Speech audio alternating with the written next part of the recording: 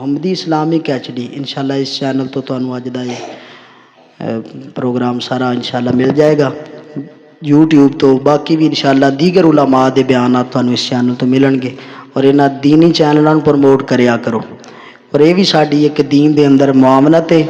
جنی دیر تک ساڈا شیئر کیتا ہویا کوئی دینی کلپ کوئی دینی بات جننے لوگ انہوں سن کے فائدہ حاصل کرن گے اللہ نے سانو فائدہ دئی جانا ہے اس واسطے انہاں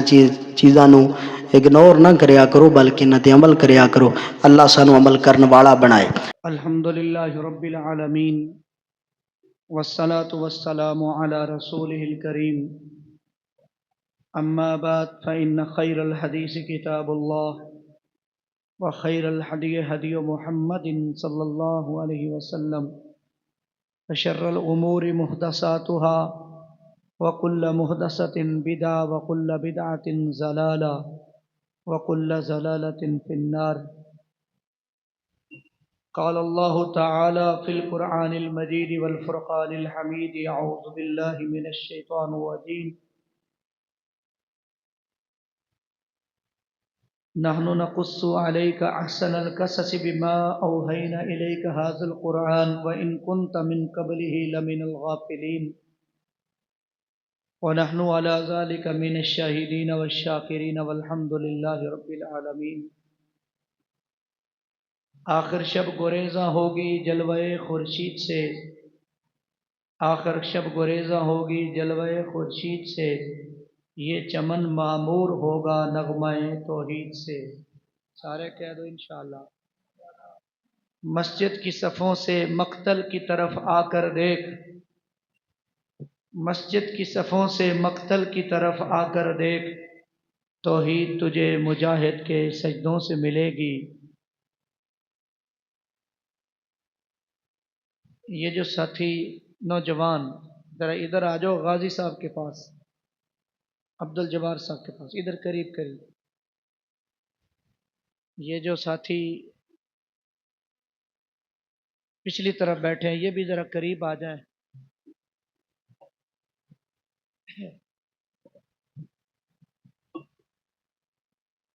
کچھ تو یہ گندم کی کٹائیوں کے دن بھی ہیں اور کچھ پھر کبھی کبھی ایسا بھی ہوتا ہے کبھی ماشاءاللہ مجمع بڑے بڑے ہوتے ہیں اور کبھی مختصر مجلسیں ہوتی ہیں یہ اللہ کی خاص رحمت ہے 29 چک میں جب بھی جلسہ ہوتا ہے تو ماشاءاللہ یہ سارا حال بھرا ہوتا ہے لیکن آج اگر کسی بھی وجہ سے تھوڑے ساتھی بیٹھے ہیں تو میں آپ سب سے یہ درخواست کروں گا انشاءاللہ پوری محبت سے پوری دلچسپی سے آپ انشاءاللہ مہمانوں کی گفتگو سنیں گے نا انشاءاللہ آج مہمانوں کو محسوس نہ ہو کچھ بھی ان کو محسوس نہ ہو آپ اتنی محبت سے انشاءاللہ بیان سنیں کہ انہیں ایسے محسوس ہو کہ ہم انشاءاللہ اللہ کی توفیق سے ایک بڑے اجتماع سے خطاب کریں کیوں جی ایسے کرو گے نا انشاءاللہ اے گوڈے چھاڑ کے پریشانی دے آثار ختم کر کے سارے ایک باری محبت میں کہو سبحان اللہ خطیب پاکستان واعظ خوش الحان حضرت مولانا محمد یوسف ربانی صاحب وہ انشاءاللہ واعظ سنائیں گے اور محقق عالم دین خطیب اسلام حضرت مولانا رمضان منظور صاحب آف لاہور نائب مدیر شعبہ دعوت و اصلاح مرکزی مسلم لیگ پاکستان وہ بھی میرے بعد انشاءاللہ علمی گفتگو فرمائیں گے اور جتنی دیر ہم اللہ کے گھر میں انشاءاللہ بیٹھے ہیں نا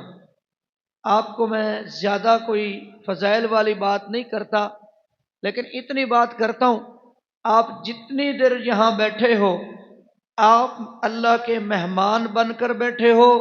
اور رب کریم آپ کا یہاں میزبان ہے عزیز دوستو میں نے سورہ یوسف کی ایک آیت کریمہ آپ کے سامنے پڑھی ہے میں اسی پر چند باتیں عرض کروں گا اور تاکہ ہم قرآن کریم کی ان صورتوں میں بیان کیے ہوئے قصص اور واقعات سے درس سبق اور نصیحتیں حاصل کرے۔ اور عزیز دوستو، یوں تو رب کریم نے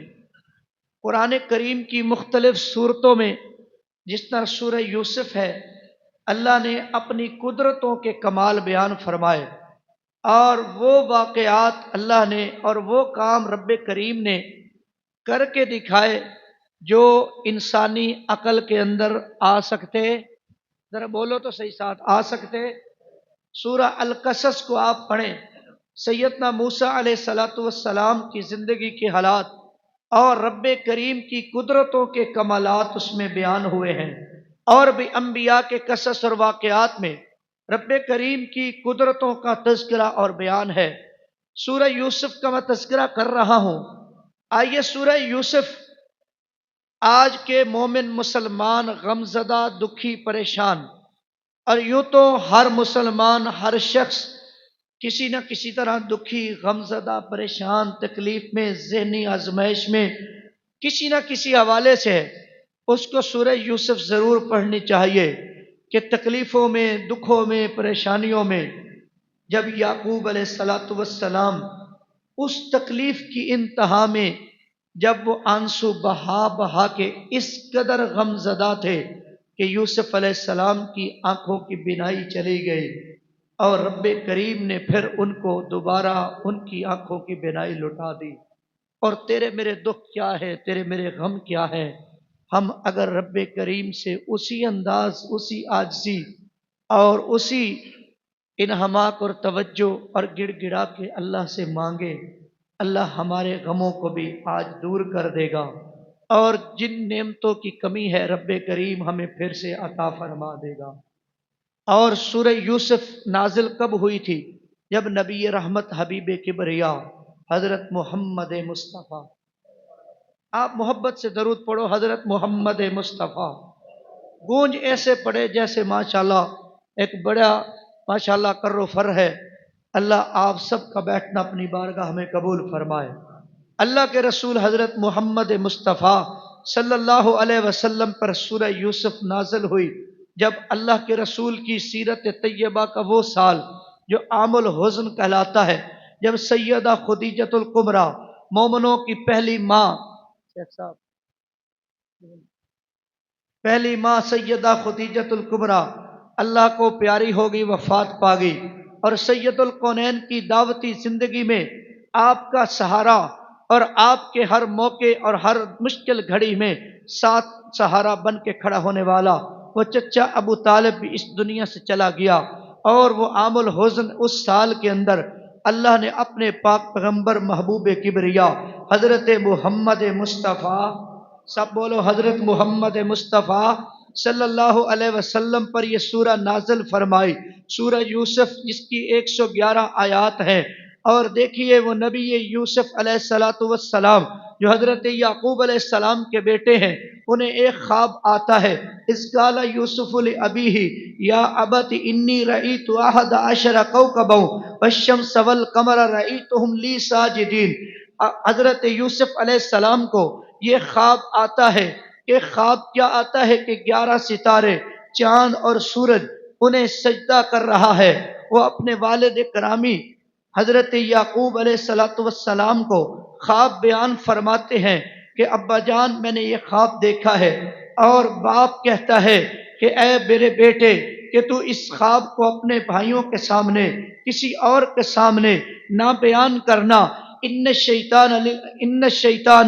بے شک انسان تیرا بے شک کھلا دشمن ہے، سب سے بدترین دشمن ہے، سب سے بڑا دشمن ہے، اور انسان کا سب سے بدترین دشمن یہ شیطان ہے، اور یہ خواب کسی کے سامنے اس کا ذکر نہ کرنا۔ اور اسی طرح یہ حسد سے بچانے کے لیے حضرت یعقوب علیہ السلام نے حضرت یوسف علیہ السلام کو منع کیا۔ اور یہاں دیکھیے کہ حضرت یوسف علیہ السلام سے ان کے والد گرامی یعقوب علیہ السلام ان کے سب بھائیوں سے زیادہ محبت پیار کرتے ہیں، اور بھائیوں سے یہ دیکھا نہ جاتا تھا کہ ہمارا باپ یعقوب علیہ السلام ہمارے بھائی یوسف سے اتنی محبت، اتنا پیار کہ یعقوب کا اٹھنا بیٹھنا یوسف کے ساتھ، یعقوب علیہ السلام کی محبتیں، یوسف علیہ السلام کے ساتھ یعقوب علیہ السلام کا پیار یوسف علیہ السلام کے ساتھ، آتے جاتے محبتیں یوسف علیہ السلام کے ساتھ، بھائیوں نے مشورہ کیا کہ انہیں قتل کر دیا جائے اور انہیں قتل کر کے باپ کی نظروں سے اوجھل کر دیا جائے، باپ سے مجلسوں سے دور کر دیا جائے، باپ کی صحبتوں سے دور کر دیا جائے، تاکہ روز روز کی یہ تکلیف ہمیں دیکھنی نہ پڑے۔ یہ صرف کیا تھا؟ یہ بھائیوں کا حسد تھا۔ ہاں، حسد وہ چیز ہے جو بھائیوں کو بھائیوں سے جدا کر دیتی ہے، اور حسد تو وہ بیماری ہے جو کسی مومن ایمان والے کے اندر جب آتی ہے تو حسد سے اس کا ایمان ختم ہو جاتا ہے۔ رحمت عالم صلی اللہ علیہ وسلم نے فرمایا کہ لا یجتمع فی قلب عبد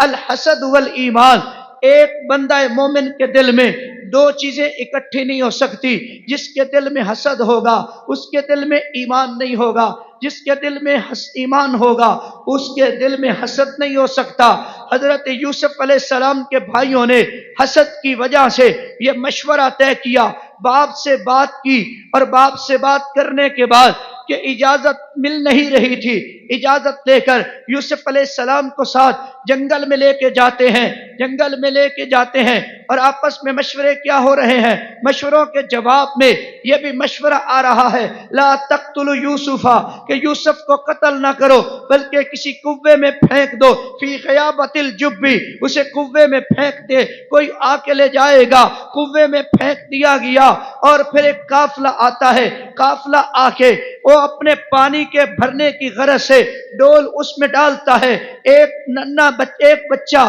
انہیں ایک دکھائی دیتا ہے، لڑکا دکھائی دیتا ہے۔ یوسف علیہ السلام کو اس قافلے نے کنویں سے نکالا، مصر کی منڈی میں جا کے انہیں ایک لڑکا سمجھ کے ایک غلام کے طور پہ اسے فروخت کر دیا۔ وہاں عزیز مصر آتا ہے، اسے خریدتا ہے، اپنے گھر لے جاتا ہے، اپنی اہلیہ سے کہتا ہے اسے میں اپنے گھر میں رکھوں گا، یہ نفع دے گا، یہ ہمیں فائدہ دے گا، اور اپنے گھر میں رکھتا ہے۔ پھر ایک وہ دن آتا ہے جب حضرت یوسف علیہ السلام پہ اس عزیز مصر کی اس کی بیوی وہ فریفتہ ہو جاتی ہے، دعوت گناہ دیتی ہے۔ یوسف علیہ السلام ہر موقع پہ دعوت گناہ دیتے ہیں۔ قرآن نے یہ سارا منظر بیان کیا۔ پھر اس کے بعد یوسف علیہ السلام کے لیے جب اس کی بیوی زلیخا نے دروازے بند کر دیے، دروازے بند کرنے کے بعد جب اس نے دعوت گناہ دی، یوسف علیہ السلام اس طرف بھاگے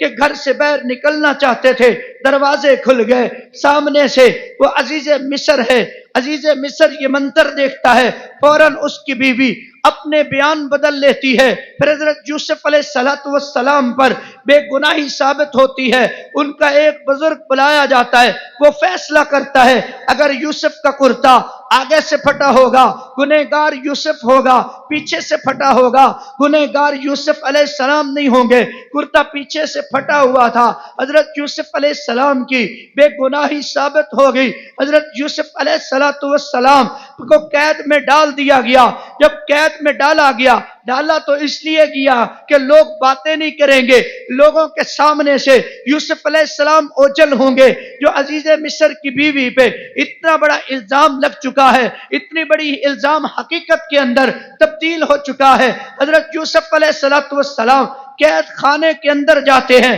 ذرا دیکھو تو صحیح، یوسف علیہ السلام دو قیدیوں کے خواب کے جواب میں، جب دو قیدی ہیں جن کو خواب آتا ہے، ایک قیدی کو خواب آتا ہے کہ وہ شراب نچوڑ رہا ہے، دوسرے قیدی کو خواب آتا ہے کہ اس کے سر پہ ٹوکرا ہے، اس سے پرندے روٹیاں نوچ نوچ کے اڑ رہے ہیں۔ وہ دونوں قیدی یوسف علیہ السلام کے ساتھ بیٹھ کر یہ خواب کا حال بیان کرتے ہیں۔ حضرت یوسف علیہ السلام کہتے ہیں پہلے میری دعوت سنو، پہلے اپنا عقیدہ بیان کیا، پہلے دعوت توحید کو بیان کیا۔ ارباب متفرقون خیر ام اللہ الواحد القہار۔ حضرت یوسف علیہ السلام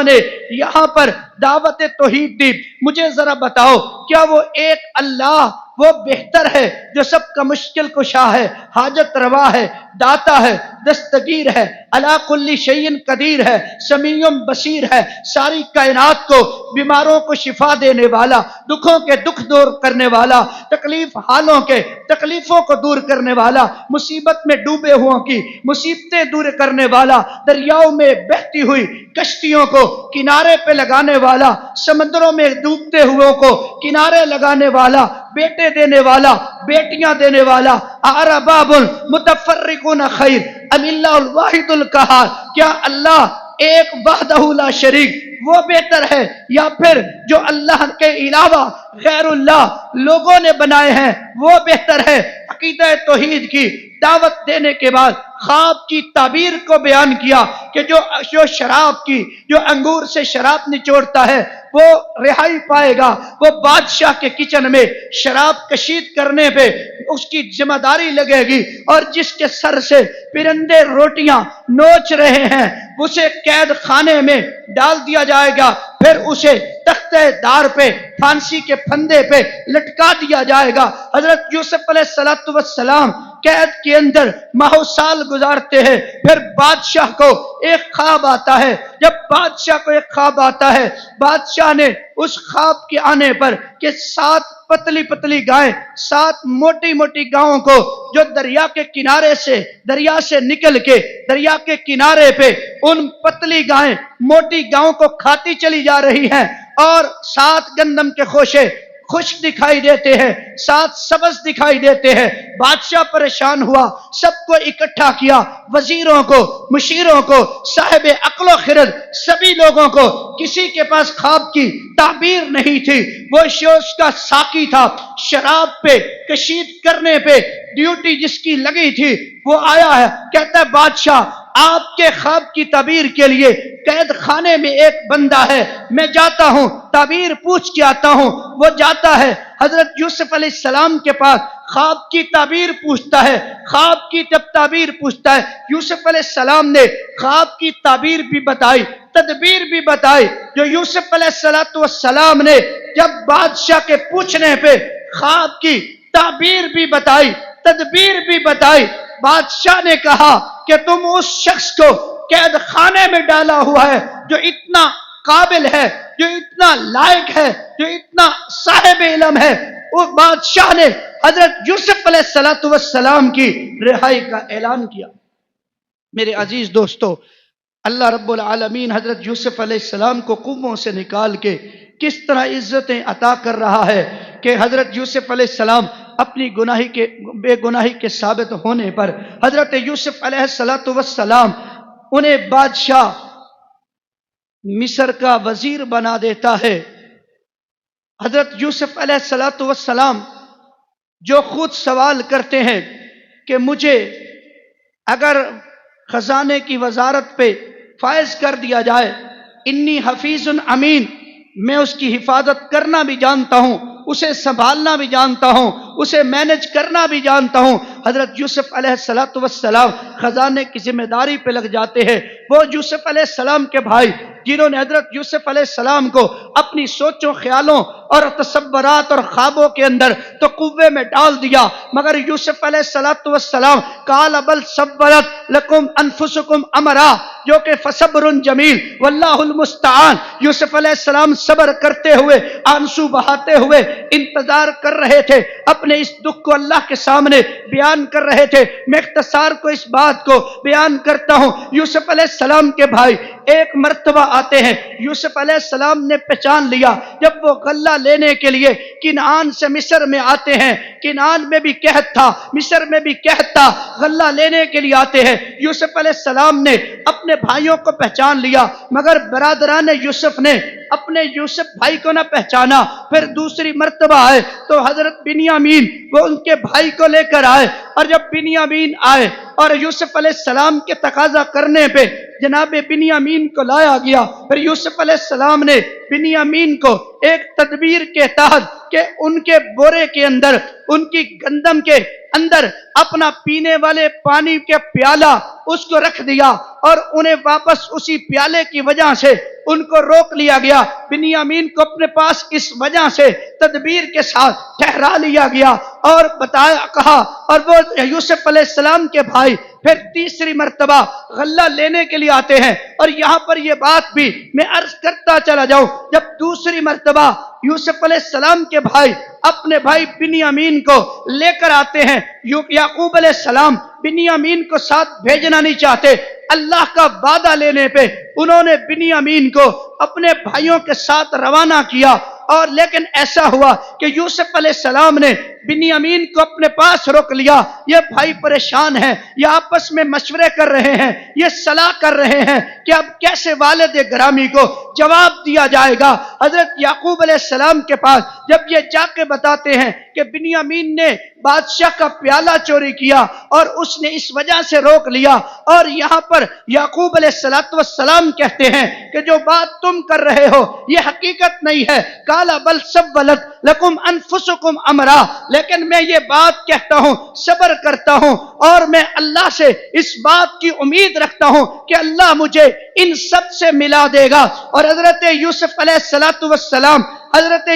السلام جب وہ تیسری مرتبہ یہ بھائی اس کے پاس جاتے ہیں، حضرت یوسف علیہ السلام نے پوری بات بتا دی، اور وہ حضرت یوسف علیہ السلام نے انہیں پیغام دیا کہ آپ میرا کرتا لے جائیے اور والد گرامی یعقوب علیہ السلام کو میرے پاس لے کر آئیے۔ حضرت یعقوب علیہ السلام جب یوسف علیہ السلام کا وہ جو کرتا اسی آنکھوں سے لگاتے ہیں، وہ جو رو رو کے بینائی چلی گئی اور جو آنسو بہاتے اللہ کے سامنے وہ روتے تھے، انما اشکو بسی وحزنی الی اللہ، یہ اللہ سے حضرت یعقوب علیہ السلام باتیں کرتے، اور کرتا آنکھوں پہ لگانے سے حضرت یعقوب علیہ السلام کی اللہ نے بینائی کو واپس لوٹا دیا۔ اور یوں حضرت یوسف علیہ السلام کے پاس یہ پورا خاندان وہاں پہنچ جاتا ہے، وہاں یہ سجدہ کرتے ہیں جو اس وقت ان کی شریعت کے اندر جائز تھا، اور اللہ نے وہ رب العالمین نے اپنی قدرت کاملہ سے